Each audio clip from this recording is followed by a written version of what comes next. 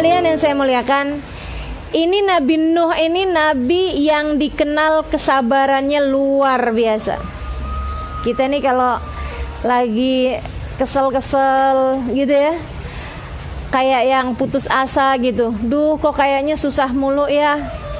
Duh, kayaknya hidup kok menderita nih. Kayaknya kok panjang banget, lama banget nih kesusahannya. Mesti ingetin kisahnya Nabi Nuh alaihi salam. Saudaraku sekalian yang saya muliakan, Nabi Nuh itu umurnya 1000 tahun. Dan 1000 tahunnya beliau itu 50 tahunnya itu masih dianggap sebagai umur-umur belia. Jadi beliau baru mulai berdakwah menjadi seorang nabi di usia 50 tahun. 50 tahunnya beliau itu seperti kita barangkali 15 tahun, 17 tahun. Dia di usia mudanya Nabi Nuh yaitu 50 tahun. Emang 50 tahun muda? Zaman itu iya, teman-teman sekalian, karena manusianya kan masih sedikit. Kalau manusianya masih sedikit, kemudian baru punya cucu udah meninggal, baru umur 50 tahun, 60 tahun meninggal. Nah ini buminya kosong. Buminya nggak banyak orang. Makanya umurnya orang semakin ke belakang nih semakin pendek-pendek. Biar buminya tetap muat. Biar buminya cepat-cepat muat. Jadi kalau ada yang meninggal dunia ya memang harus begitu gitu. Kalau enggak buminya enggak muat. Saudaraku sekalian saya muliakan. Nah ini zamannya Nabi Nuh. Zamannya Nabi Adam alaihissalam, Nabi Thlid, Nabi Idris, Nabi sampai dengan Nabi Nuh itu ya umurnya orang masih panjang-panjang. Zamannya Nabi Hud, umur orang masih panjang-panjang. Teman-teman saudaraku sekalian yang saya muliakan, badannya juga masih gede-gede. Karena kalau nggak kayak begitu, rada susah nyari alamat orang. Bener nggak? Udah orangnya dikit di bumi gitu kan, kecil-kecil pula gitu. Kan susah nyari alamatnya orang. Jadi badannya gede-gede, nyari rizkinya juga gampang. Tinggal ngobok ikan di lautan. Nyari-nyari ikan, ketemu, dipanggang di matahari, panggang di api gitu ya. Kemudian mereka makan. Badannya gede-gede teman-teman saudara sekalian.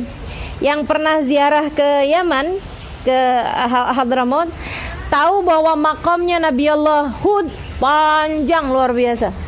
Berapa? Lebih dari 10 meter ya panjangnya makam beliau alaihissalam. Nabi Nuh seperti itu. Jadi awal beliau berdakwah itu usia 50 tahun. Sampai dengan beliau wafat pada usia 1000 tahun.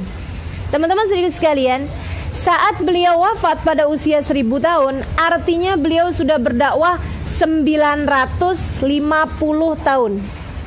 Dan itu yang masuk ke dalam agama beliau, yang masuk ke dalam agama Islam pada masa tersebut hanya sekitar 50 orang aja.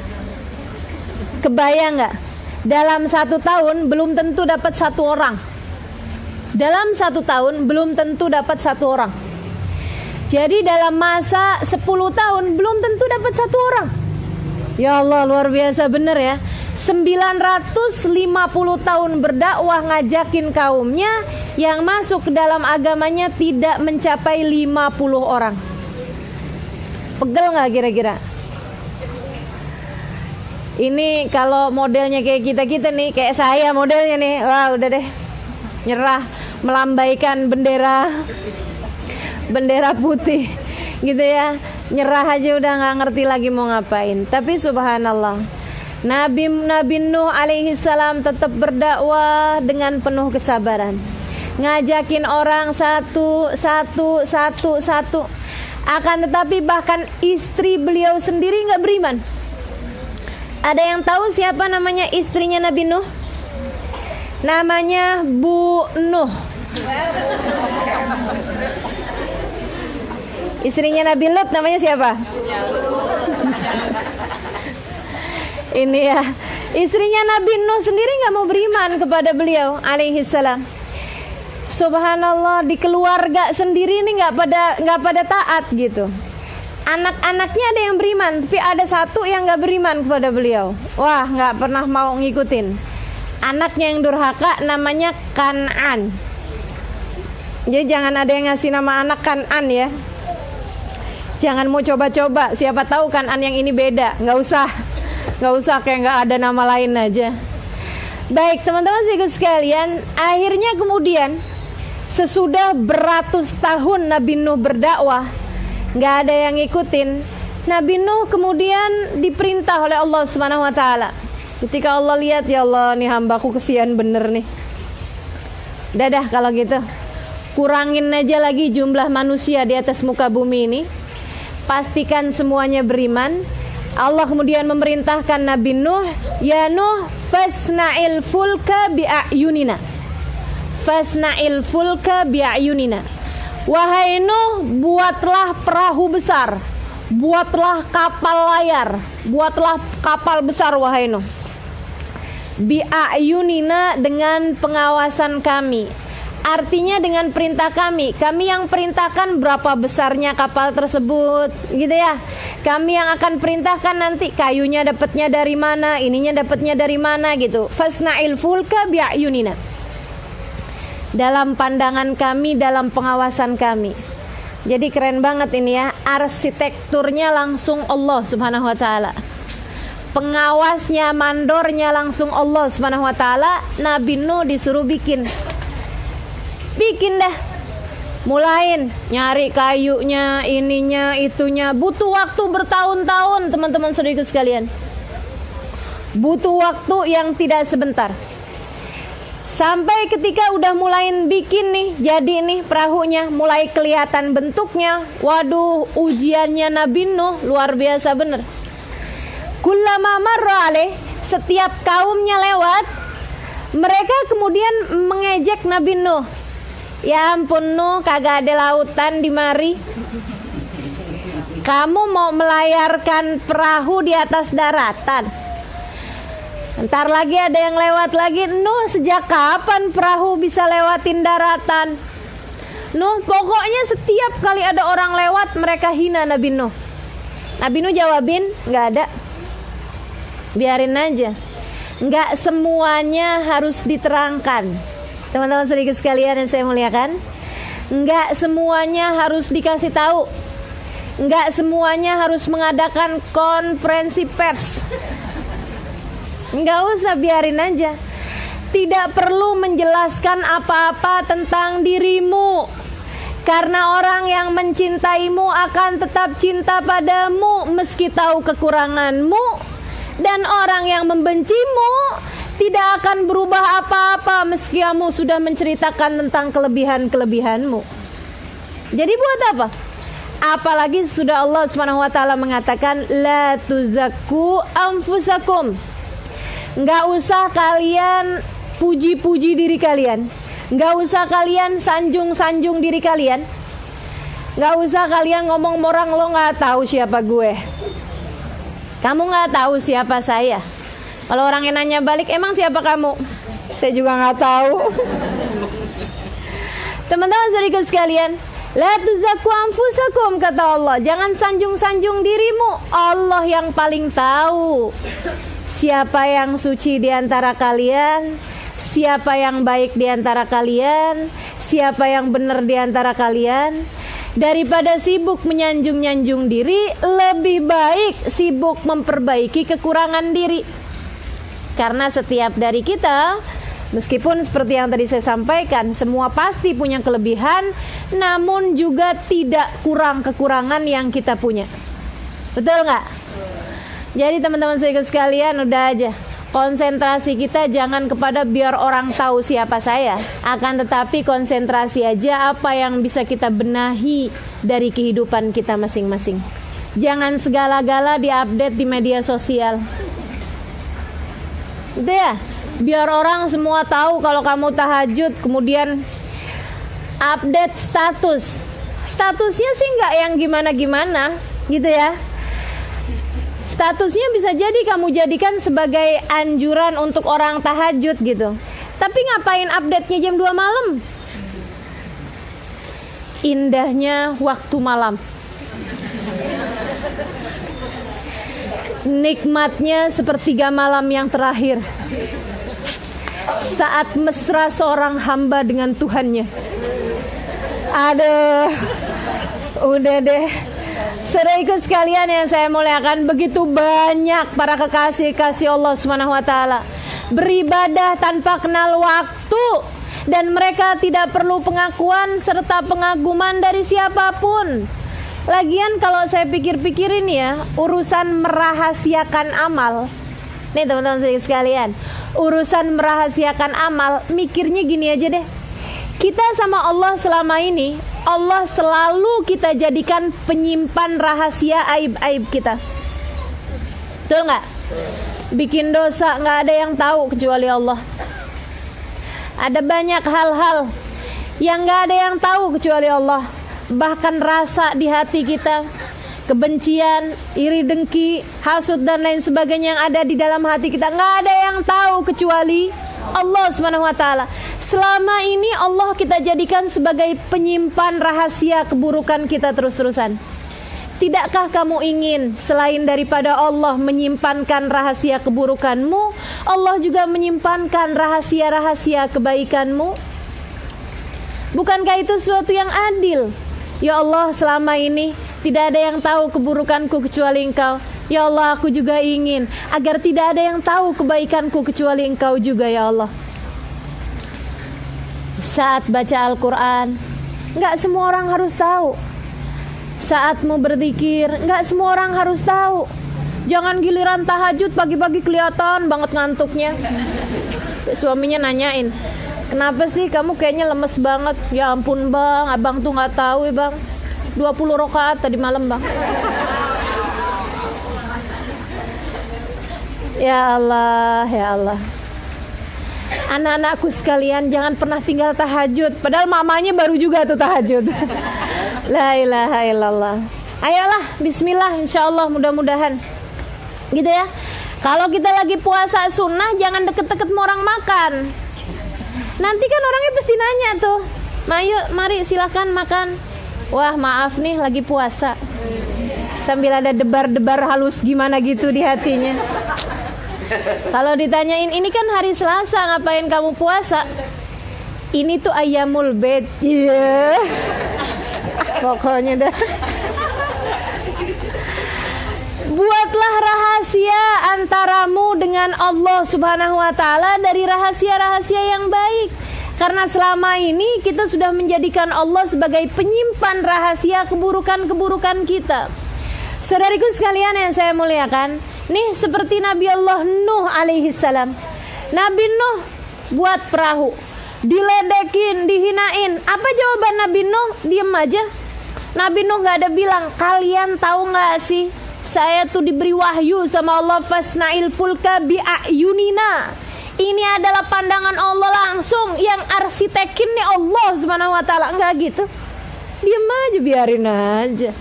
Orang mau bilang apa nggak jadi soal, karena ucapan orang nggak akan ngaruh buat kita.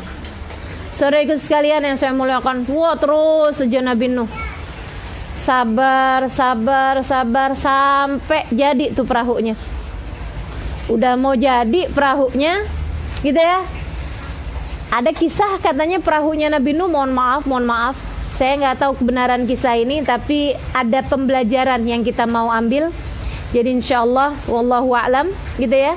Saudaraku sekalian, kabarnya ada orang yang ngeledek Nabi Nuh nggak cukup dengan omongan. Mereka kemudian ada satu orang dimulai oleh satu orang, dia kemudian masuk ke dalam perahunya Nabi Nuh, mohon maaf, diberakin perahunya Nabi Nuh.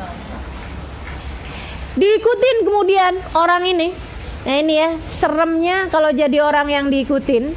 Itu kalau kita kemudian, kalau orang tersebut kemudian melakukan kebaikan yang diikutin orang banyak sih alhamdulillah. Tapi kalau kemudian melakukan satu keburukan yang diikutin sama banyak orang, nih jadinya jadi dosa jamaah.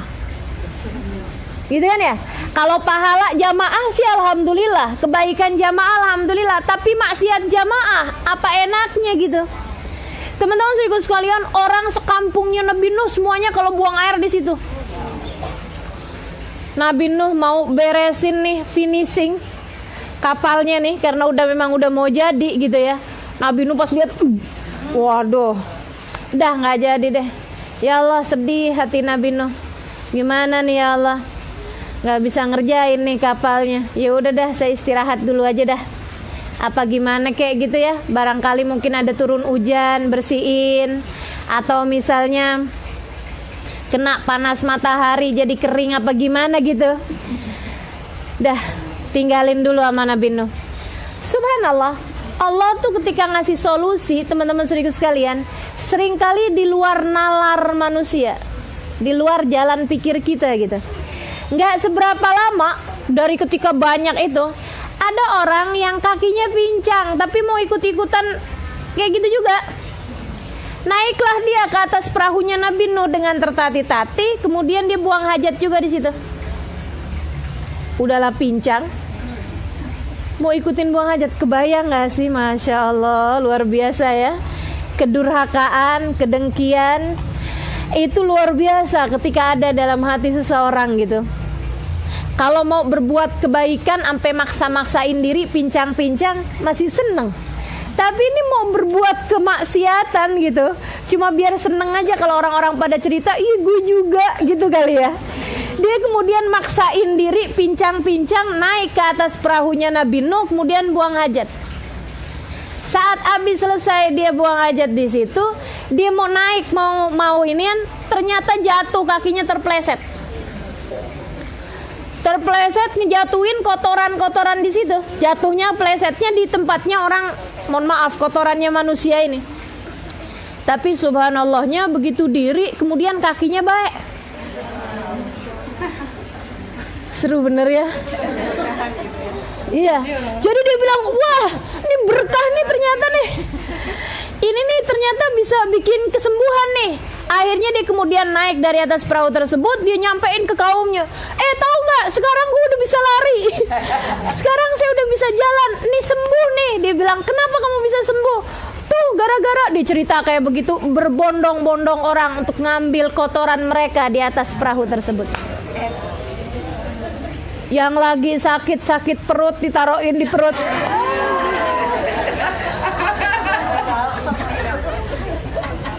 Makanya jangan dibayang-bayangin. Segala-gala ya dibayangin. Apakah mereka sembuh? Enggak juga. Gitu ya. Saudariku sekalian, sampai kemudian bersih lagi tuh perahunya Nabi Nuh. Jadi mereka yang ngotorin, mereka juga yang bersih. Udah biarin aja. Kadang-kadang yang kita kira buruk buat kita, ternyata itu adalah baik buat kita.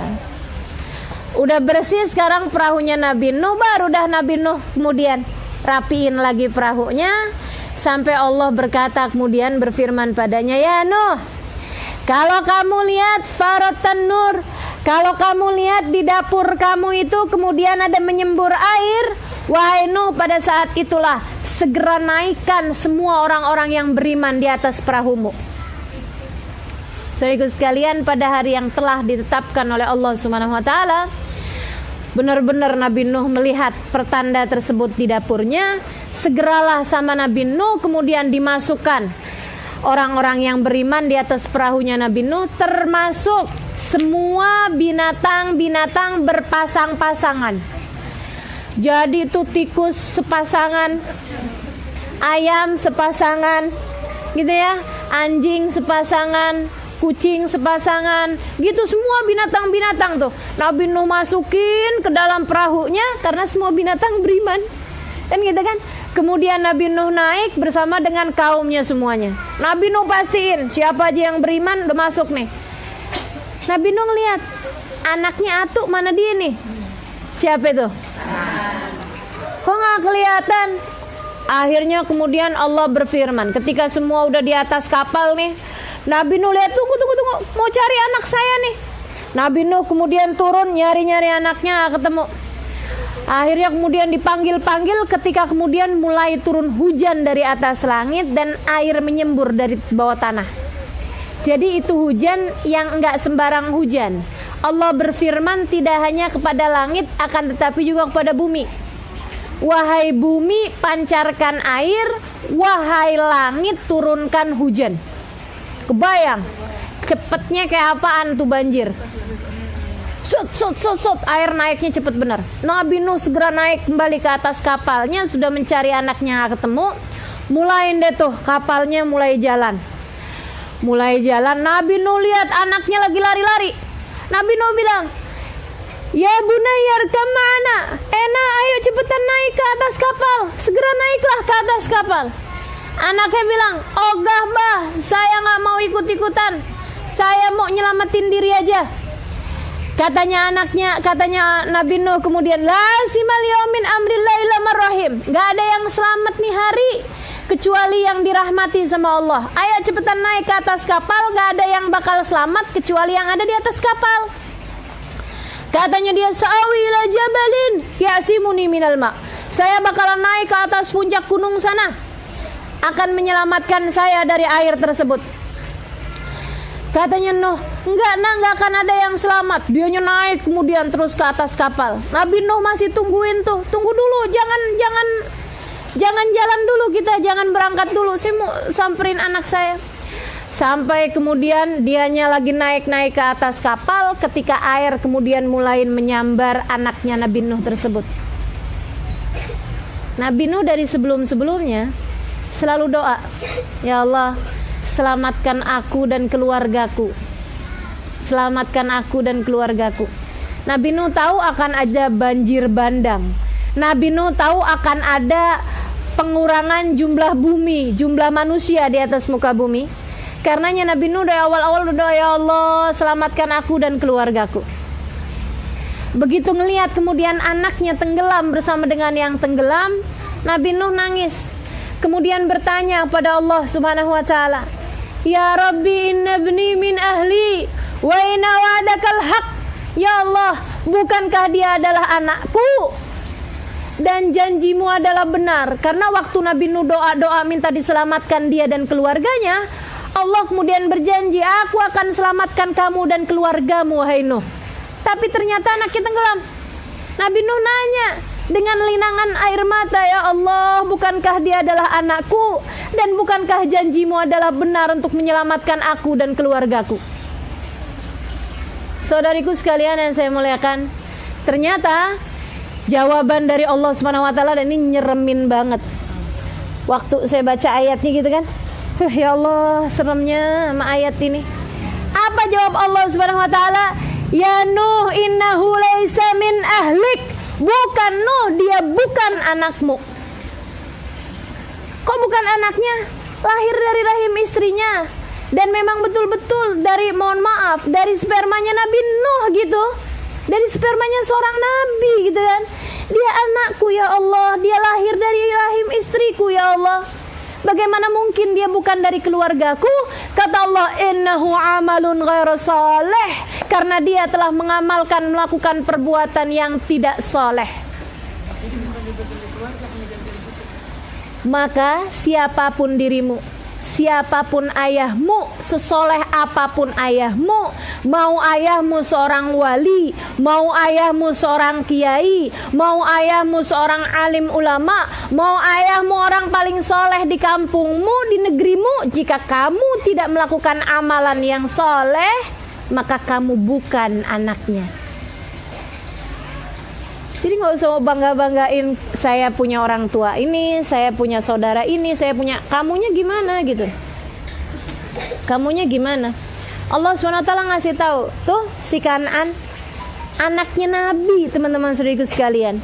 Nabinya salah satu dari ulul azmi, teman-teman saudariku sekalian. Nabi yang sudah memang disiapkan surga baginya. Ketika dia kemudian falahu amal ghairu saleh, dia melakukan perbuatan yang gak soleh, gak dianggap apa-apa. Maka siapakah diri kita yang kemudian berani-berani berkata, "Ah tenang, biar kata gimana-gimana juga bakalan masuk surga saya." Dapat apaan? Jaminan. Siapa yang ngasih jaminan? Malaikat Jibril. Siapa yang ngasih jaminan? Bahkan orang-orang yang telah diberi jaminan oleh Allah Subhanahu wa taala lewat lisan Nabi besar Muhammad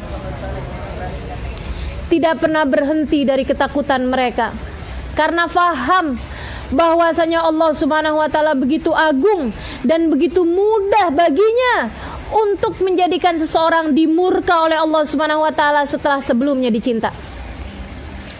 Sayyidina Abu Bakar As-Siddiq dapat jaminan dari Nabi Muhammad. Katanya Nabi Muhammad kepada Sayyidina Abu Bakar di masjid, disaksikan ratus bahkan mungkin ribu orang pada saat tersebut. Abu Bakar fil jannah, katanya Nabi Muhammad. Umar fil jannah, kata Nabi Muhammad. Uthman fil jannah, kata Nabi Muhammad. Ali bin Abi Talib fil jannah, kata Nabi Muhammad. Zubair bin Awam fil jannah, kata Nabi. Abdurrahman bin Auf fil jannah. Zaid bin Haritha fil jannah. 10 orang dijanjikan surganya oleh Nabi Muhammad alaihi wasallam. Asyaratul mubasyirina fil jannah. 10 orang dijanjikan surganya oleh lisan Nabi besar Muhammad sallallahu alaihi wasallam. Alladzi la yantiqu anil hawa in huwa illa wahyun yuha. Yang tidak berucap satu patah kata pun kecuali merupakan wahyu dari Allah Subhanahu wa taala. Segitunya mereka selalu berada dalam keadaan ketakutan karena faham. Bahkan anak Nabi Nuh tenggelam bersama dengan yang tenggelam ketika ia melakukan perbuatan yang ghairu saleh, yang tidak saleh. Maka mari mengikuti jalan orang-orang soleh sebelum-sebelum kita, agar kita termasuk di antara kelompok mereka, insya Allah. Ya Allah, Nabi Nuh sedih. Kemudian mereka pun tetap berada dalam kapal hingga berhari-hari lamanya. Udah siap-siap emang Nabi Nuh, udah bawa segala bekal makanan. Saudaraku sekalian, sehari 2 hari di atas kapal ini, bumi ini semuanya tenggelam.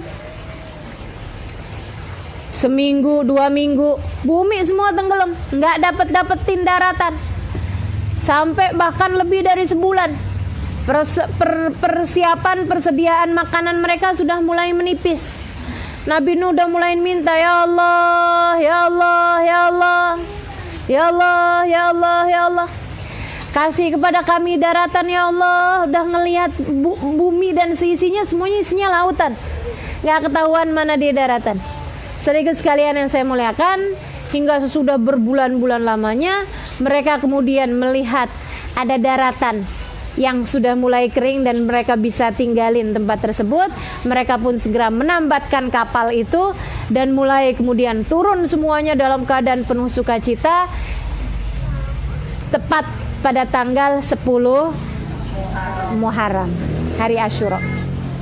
Jadi ini Nabi Nuh diselamatkan, temu daratan pada hari Asyura. Kabarnya kemudian Nabi Nuh segera ngambil makanan-makanan yang mereka punya tuh, bikin bubur selamatan gitu ya. Makanya hari Asyura itu kan orang baru suka bikin bubur. Yang mestinya sih bukan hanya hal-hal yang seperti itu yang diikutin. Dan apakah benar apa enggaknya wallahu alam juga. Masalah resepnya kayak apaan wallahu alam juga. Karena saya kan gak ikutan tuh di perahu hari itu. Ustazah pakai jagung apa enggak? Mana saya tahu. Ya Allah, ya Allah.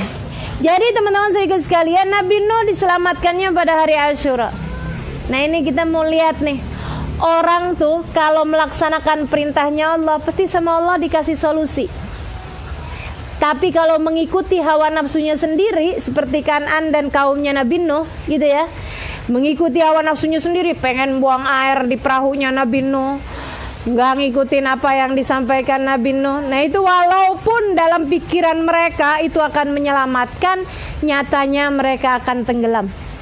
Saudaraku sekalian yang saya muliakan, Nabi Muhammad mengatakan, Inna mathali wa mathala ahli baiti kamathali safinat Nuh. Sesungguhnya perumpamaanku dan perumpamaan keluargaku seperti perumpamaannya perahunya Nabi Nuh. Siapa yang ikut di dalamnya akan selamat, dan siapa yang memilih jalan lain mereka akan tenggelam. Ini yang disampaikan Nabi kita Muhammad alaihi wasallam. Maka yuk kita ikutin perahunya Nabi Muhammad alaihi wasallam. Semuanya pastikan berada di sana. Taunya di mana Ustazah? Karena sekarang ada banyak orang yang menganggap bahwa perahu-perahu dia itu yang perahunya Nabi Muhammad. Kan gitu ya? Yang paling sunnah lah katanya, yang paling ngikutin Nabi lah katanya. Tapi ini kita nggak tahu nih. Nah ini katanya Nabi Muhammad, masali wa masala ahli baiti. Nabi Muhammad bilang perumpamaanku dan perumpamaan keluargaku. Saudaraku sekalian, yang biasa orang-orang sebut di zaman sekarang nih habaib. Ya, kalangan habaib-habaib. Itu Nabi Muhammad suruh ngikutin, katanya Nabi Muhammad, ikutin aja aku dan ikutin para habaib. Kita kenal nih, tapi nggak semua habaib benar Ustazah. Oh iya betul, tapi banyak juga yang benar. Kan begitu? Habib Umar bin Hafid. Habib bukan? Habib. Ya Allah, saudaraku sekalian, sampai sekarang saya nggak ngelihat kekurangan beliau sebagai manusia ya. Tentu aja kalau beliau ditanyain kurangan Habib apa, Habib? Wah, banyak bener gitu. Habib Zain bin Smith. Saudariku sekalian yang saya muliakan, saya pernah ikut beliau berziarah Madinah ya. Saya pernah ikut beliau berziarah karena sewaktu di Indonesia itu beliau bersama dengan istrinya, saya yang menerjemahkan istrinya kemana pergi, Baba Maryam. Saya terjemahkan bukan hanya ketika memberikan kajian, akan tetapi juga mau belanja juga saya yang terjemahin. Karena kan pelayannya kagak ngerti bahasa Arab, babanya nggak ngerti bahasa Indonesia gitu. Dan itu saya lihat istri beliau, Baba Maryam, Masya Allah, tidak pernah melihat satu kesempatan berbuat baik kecuali berbuat baik. Belanja nih, beli kain, pergi ke tempat toko-toko kain, masuk di situ ngomong sama pelayannya, diginiin mukanya pelayannya, kamu cantik, tapi lebih cantik lagi kalau kemudian kamu pakai jilbab. Dia senyum aja. Pakai jilbab kenapa nak? Kamu umatnya Nabi Muhammad kan? Gitu. Ucapan ringan disampaikan, nggak pakai dalil-dalil hadis-hadis dan nggak pakai hal-hal yang nyeremin. Nanti di akhirat rambutmu dijenggut malaikat. Nggak ada tuh, ya Allah.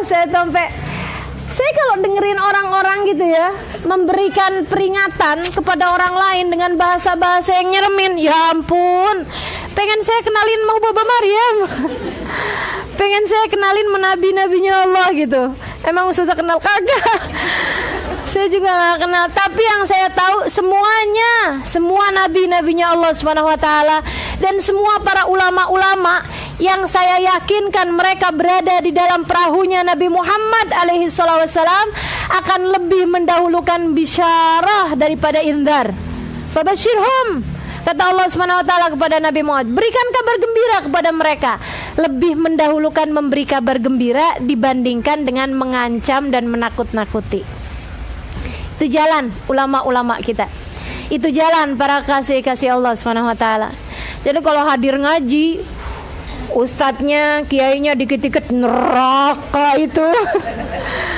Dikit-dikit nyeremin gitu ya, haram, bid'ah, nanti balasannya di akhirat, wah begini begitu segala macam.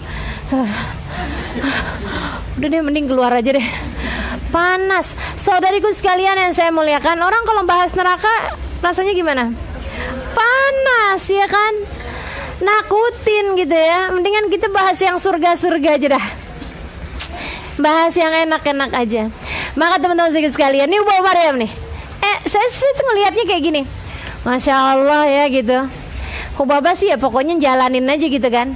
Tapi sambilan habis itu didoain sama Hubaba, mudah-mudahan begini begitu segala macam. Dikasih uang sama beliau. Kasih uang.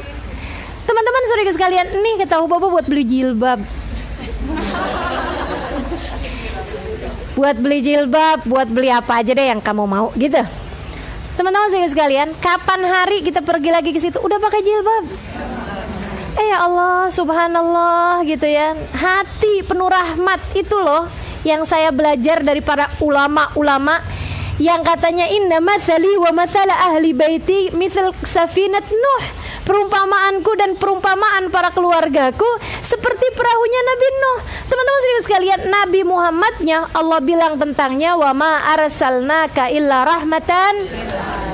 Tidaklah kami utus engkau wahai Muhammad kecuali sebagai penebar kasih sayang di atas muka bumi. Maka saya perhatikan nih, para ulama-ulama yang berada di jalannya Nabi Muhammad mendahulukan menebarkan rahmat daripada menebarkan kebencian ataupun menebarkan ancaman dan menebarkan ketakutan.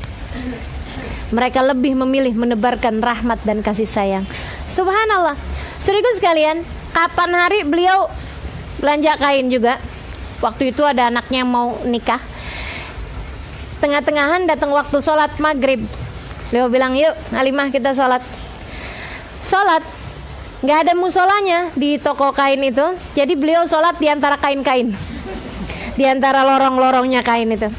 Segitunya, saya bilang nih Bapak sempit, nggak apa-apa, kita tetap jamaah. Ini tempat sempit di itu tuh, itu kain, tetap sholatnya jamaah. Beliau kemudian bilang sebelum sholat gitu, dipanggilin yang perempuan-perempuan, yuk sholat, kamu muslimah, ayo sholat, iya deh, yuk sholat. Nah, dia kemudian saya bilangin sama dia gitu, Mbak, ini orang doanya mustajab tau Mbak. Gitu ya Bu, katanya gitu.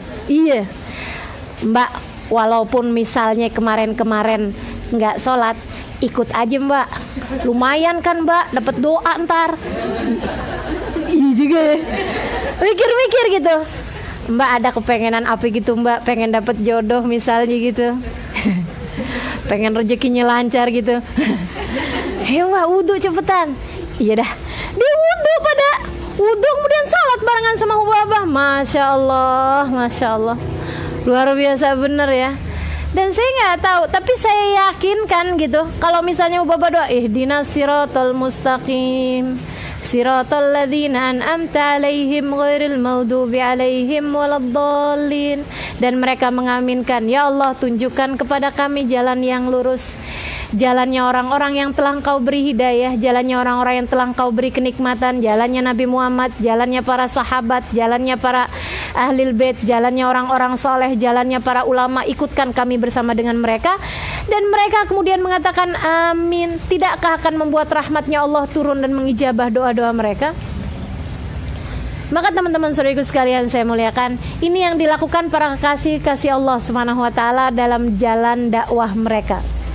Katanya Nabi Muhammad, perumpamaanku, perumpamaan ahli baitku, perumpamaan para kekasih Allah Subhanahu wa taala seperti perumpamaan perahu Nabi Nuh. Seperti perumpamaan perahu Nabi Nuh. Siapa yang ikut di dalamnya selamat, siapa yang gak ikut di dalamnya akan tenggelam.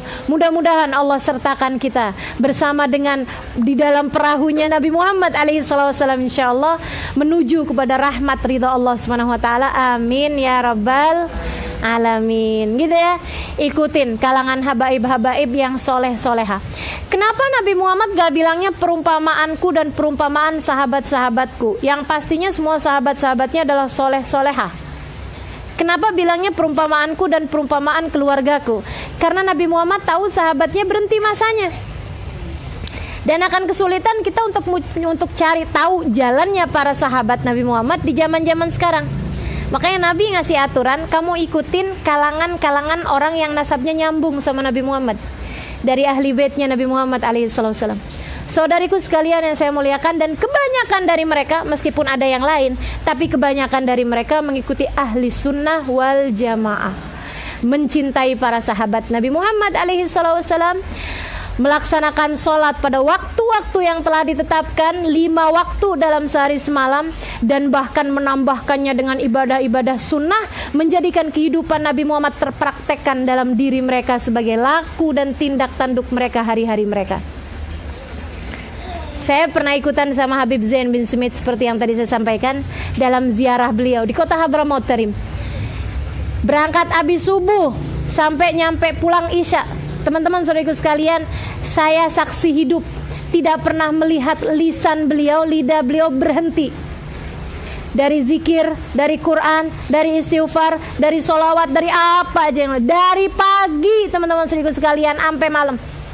Saya berada di soft di bangku belakang beliau persis. Jadi saya dengar Al-Quran, Al-Baqarah nih. Terus saja sepanjang perjalanan saudariku sekalian. Baru kalau ditanya sama Hubabah gitu, Bib Zain, ingat gak sama si Fulan bin Fulan?